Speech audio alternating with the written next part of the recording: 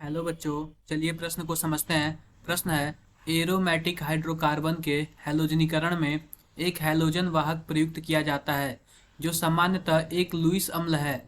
इस अभिकर्मक का मुख्य कार्य इस स्पीशीज को जन्म देना होता है। विकल्प ए दिया हुआ एक्स, विकल्प बी दिया हुआ एक्स माइनस, विकल्प सी दिया हुआ एक्स प्लस और विकल्प डी दिया हुआ एक्स रेडिकल।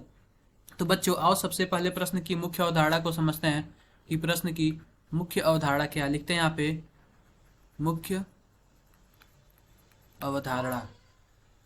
तो बच्चों हम मुख्य अवधारणा में यह देखेंगे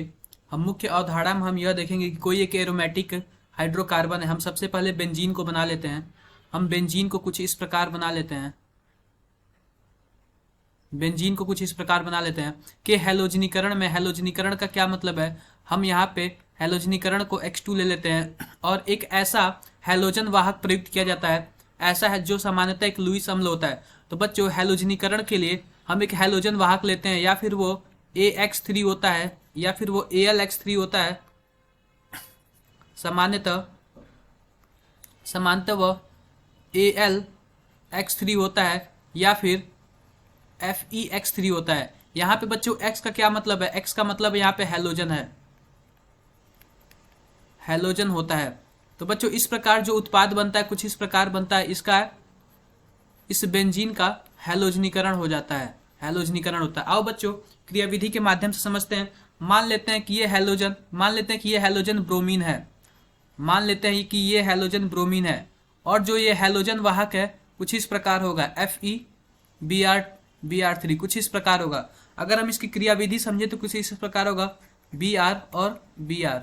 और यहाँ पे क्या होगा, जो हमारे पास होगा ये लुईस अम्ल, ये जो FeBr3 है यह एक लुईस अम्ल है। इसके पास ब्रोमीन के पास होता है लोन पेयर, और ये जो आयरन के पास होता है लुईस अम्ल, तो ये लोन पेयर एक्सेप्ट कर सकता है।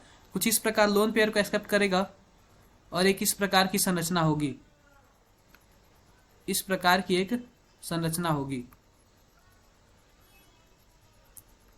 यहाँ पे Br हो जाएगा, यहाँ पे Br और यहाँ पे F हो जाएगा Br3, यहाँ पे माइनस हो जाएगा और यहाँ पे डबल ये रहेगा और यहाँ पे प्लस हो जाएगा।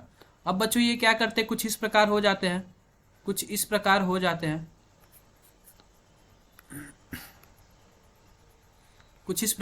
ये जो ब्रोमीन होता है ये अपना इलेक्ट्रॉन इसको दे देता है, और क्या करते हैं ये ब्रोमीन प्लस बना लेता है और यहाँ पे कुछ इस प्रकार की स्पीशीज बन जाती है, FeBr4 माइनस, कुछ इस प्रकार की स्पीशीज बन जाती है। तो बच्चों यहाँ पे जो ब्रोमीन है अगर हम इसको X के फॉर्म में ले तो यह X प्लस हो जाएगा। और इसी का हमसे पूछ रहा था कि अभिकर्मक स्पीशीज को जन्म देता है, किस स्पीशीज को जन्म देता है, तो X प्लस स्पीशीज को जन्म देता है, यानी जो हमारा विकल्प सी है वो सही है। तो बच्चों आशा करते हैं कि आपको मुख्य अवधारणा के आधार पर प्रश्न समझ आया होगा। धन्यवाद।